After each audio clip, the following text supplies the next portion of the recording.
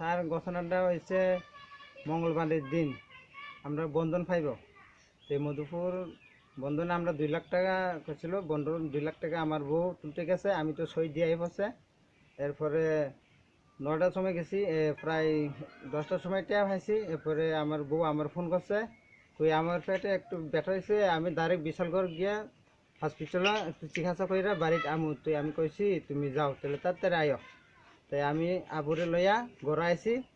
এরপরে শুনলাম যে একজন পোলা বিশালগড়ের অসীম ভূমিক তে এই ফারের পোলাফানির লগে পরিচিত আসলো। তে আমরার গরু চলাফেরা আইতে যাইতে, এরপরে তে জানে যে আমরা মঙ্গলবার দিন আমার বউ টেয়া তুলব, তে জানে। তে বিশালগড় যে গেছে তে কেমনে খবর পাইছে কইতাম পারি না। এরপরে আমার বউ উড়ে তে জবরদস্তি করে গাড়ি উড়ে লয়ে গেছে। আর আমার বউর এনে স্বর্ণ চেনা আসলে এক বড়ির মতন।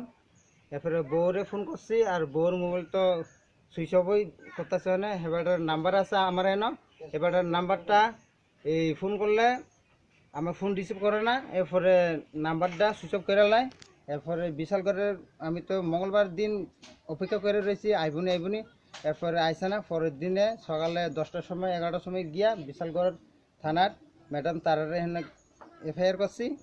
এরপরে ম্যাডাম তারাতে এফআইআর করে জোর করে নিয়ে গেছে। তারা জবরদস্তি করে নিছে। কোন জায়গা তোমার বাড়ি? আমার বাড়ি আইসে বিচন্দ্র মরু। আমি শ্বশুর বাড়ি থাই। আমার শ্বশুর বাড়ি হচ্ছে এন হরিশনগর কলেজের পেছনে বাড়ি। এখানে থাকো তুমি নাকি? আমি এখানে থাকি 6 বছর ধরে। আমি বিয়া করছি যে 8 বছর রানিং চলি। আমার আবুর বয়স হয়েছে 3.5 বছর। এই রাষ্ট্রমাতা রামকৃষ্ণ ইংলিশ মিডিয়ামে 3 ক্লাসে ভর্তি করাইছে। তো এই সপ্তাহের ভিতরে আমার আবুরের অ্যাডমিট করার লাগে। তো এই হঠাৎ করে আমার একটু পয়সা